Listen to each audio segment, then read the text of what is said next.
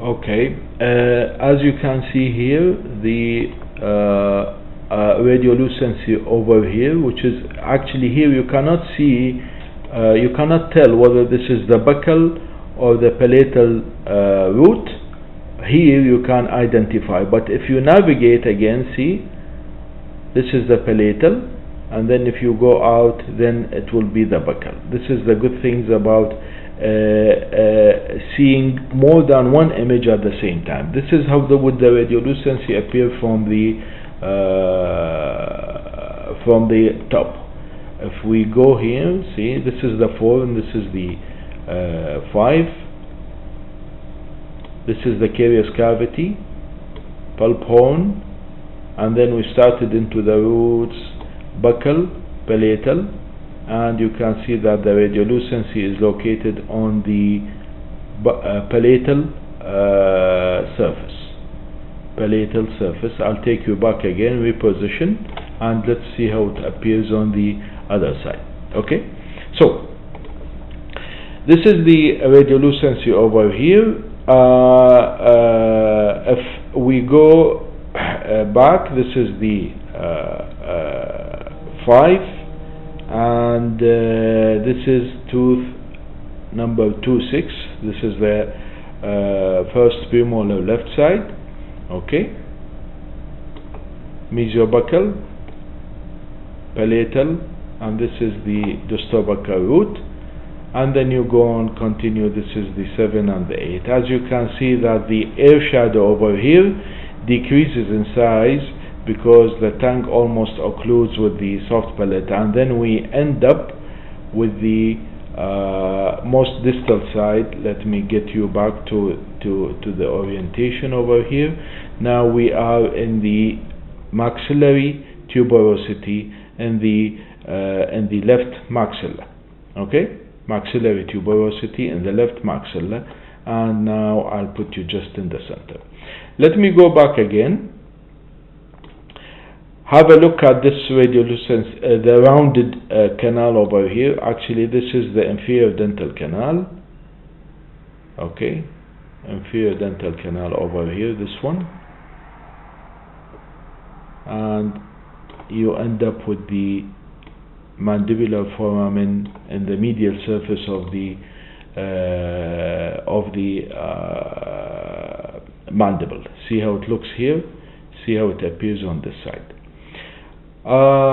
Let's have a look on the course of the canal in the mandible, because this will help us in future videos where to locate the course of the canal in accordance with the apices of teeth, especially wisdom teeth. This is the canal over here. Again, see how it is beautifully displayed. This is the one. Okay, and see it on the other side. This is the right side. This is the canal, exactly this appearance, and then it extends. It goes anteriorly, and then it loops, and then opens into the mental foramen. See how it appears from this side. This is the mental foramen over here. Let me just reposition. Exactly, this is the mental foramen. If we go to the other side, this is the right side. Let's see how it looks in the coronal view. This is the right side. So, go so that you will understand what's going on. You see what's going on this side. When I go from the left to the right, so again, as you can see in here, this is the mental foramen on the other side. If you want to trace it back, the canal I mean, I'll remove this.